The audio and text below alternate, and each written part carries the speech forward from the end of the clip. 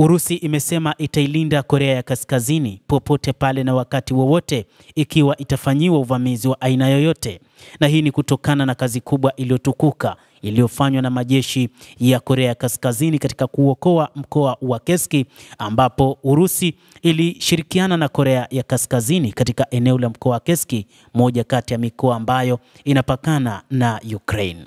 Urusi bila shaka ingesaidia Korea Kaskazini kujilinda ikiwa hitaji kama hilo litatokea. Msemaji wa Kremlin Dmitry Peskov amesema. Siku ya Jumamosi, mkuu wa wafanyakazi wa Urusi katika jeshi Valery Gerasimov alimwambia Rais Vladimir Putin kwamba wanajeshi wa Korea Kaskazini wameonyesha weledi wa hali ya juu, ujasiri na ushujaa kusaidia katika ukombozi kamili wa mkoa wa Kursk ambao ulikuwa umevamiwa na vikosi vya Ukraine mnamo Agosti mwaka uliopita.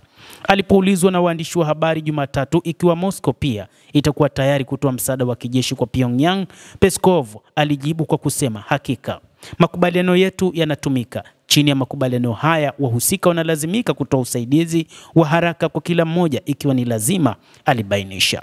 Msemaji huyo alisisitiza kwamba kushiriki kwa wanajeshi wa Korea Kaskazini katika operesheni ya kukomboa mkoa wa Kursk kumeonyesha jinsi makubaliano haya yanavyofanya kazi kwa ufanisi.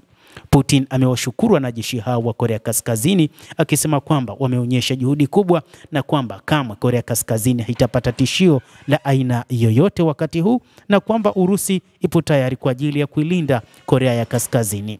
Wachambuzi wa mambo wanasema kwamba wakati huu Korea Kaskazini haigusiki tena, kwani Urusi kupitia sheria hizi na mikataba iliyosaini na Korea Kaskazini ni wazi itaingilia ugomvi wowote ambao utaanzishwa na taifa lolote dhidi ya Korea ya Kaskazini.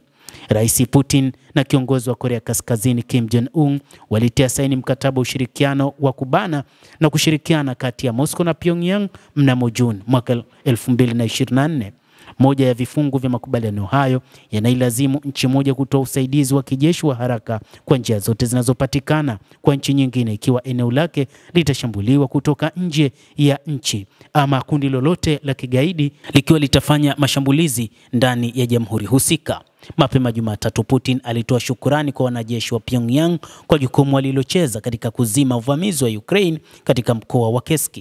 Tunashukuru ushujaa, kiwango cha juu cha mafunzo maalum na ushujaa uliofanywa na vijana wa Korea Kaskazini. Hakika wanajeshi wa Korea Kaskazini walitetea nchi yetu kama yao wakisimama bega kwa bega na wapiganaji wa Kirusi, alisema Bwana Putin.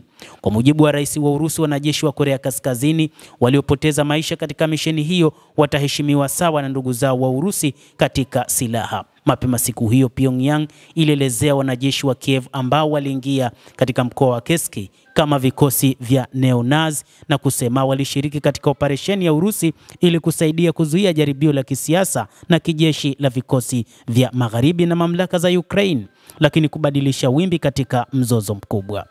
Katika taarifa tofauti, Kim amesisitiza kwamba wale waliopigania haki katika mkoa wa Kursk walikuwa wote mashujaa na wawakilishi wa heshima ya taifa, akiahidi kwamba mnara wa kumbukumbu kwao utajengwa hivi karibuni huko Pyongyang.